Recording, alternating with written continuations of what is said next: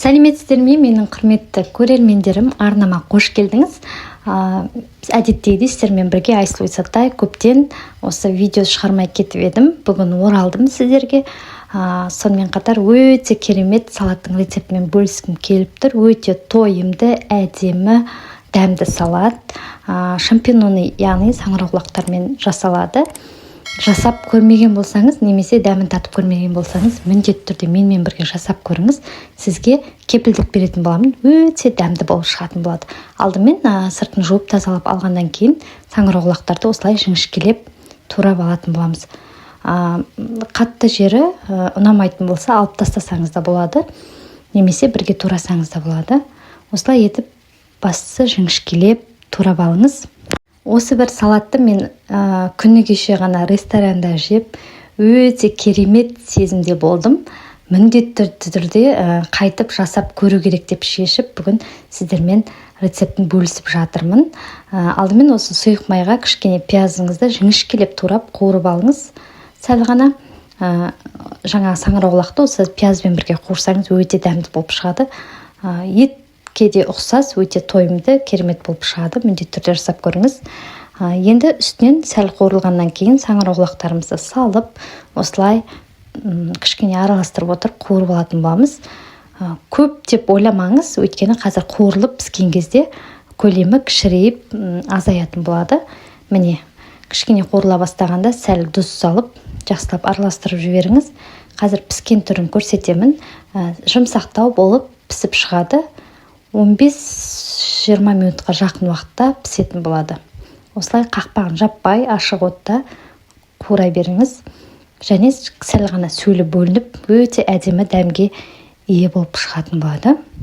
Осы тұзын салып араластырғаннан кейін тағы бір 5-7 минуттай отта ұстап ала берсеңіз болады. Міндетті түрде жақсылап суытып алыңыз, салатымызды араластырып жасамас бұрын. Міне піскен түрі осындай болды, өзі кішірейіп, азая бастады көргеніңіздей. Енді суытып бір ыдысқа салып алып, салатымызды жайлап жинайтын боламыз. Міне, піскен түрі осындай, өте дәмді, өзінде осылай жеп көрсеңіз, өте дәмді болып шығады. Үстінен перец, яғни тәтті бұрышымызды қосатымыз, болгар бұрышын осылай жіңішкелеп, әдемілеп турап алыңыз. Бұл салаттың ішінде күтірлеп, өзіндік дәмін беріп, өте әдемі, дәмді болып шығатын болады. Және тұздалған қиярды да ұзыншалап турап, осының үстінен саламыз. Менде маринованный қияр болды. Осы 3 ингредиенттен ғана тұрады. Соған қарамастан өте дәмді болып шығады. Өте тойымды, жей-бергіңіз келетін салат болып шығады. Дастарханды да ашады. Міне осылай қалдырып, қызыл пияз қосып, сұйық маймен немесе оливковый масломен араластыра қойсаңыз да болады. Ал мен бүгін майонез қостым. Мен себебі ресторанда сол вариантын жеп, соған ғашық болдым. Сондықтан дәл солай жасадым. Кішкене ғана сарымсақты, бір сарымсақтың өзі емес, бұл жарты ғана сарымсақ. Соны уақтап турап, үстінен кішкене майонез қосып, жақсылап араластырасыз, салат дайын. Араластырып алғаннан кейін салқын жерге қойып, дастарханға бере берсеңіз болады. Сөлі бөлініп, өзінің соусында өте керемет салат болып шығады.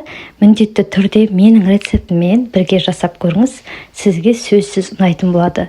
Тіпті саңырауқұлақты жеп көрмедім деп күмәнданып жүрген адамдардың өзі сүйіп жейтініне кепілдік беремін. Ыстық тамақпен де, нанмен де өте керемет үйлесім табатын болады. Міндетті түрде жасап көріңіз. Қазір ыдысқа салғандағы әдемі түрінде көрсететін боламын. Видеоның соңына дейін көріп, сізге пайдалы болған болса, ерекше рецепті алған болсаңыз, міндетті түрде лүпіліңізді, пікіріңізді қалдыра кетіңіз. Көптен видео түсірмеген мені бұл шабыттандыратын болады. Келесі видеоларда жолыққанша назарларыңызға үлкен рахмет, менімен бірге болыңыздар.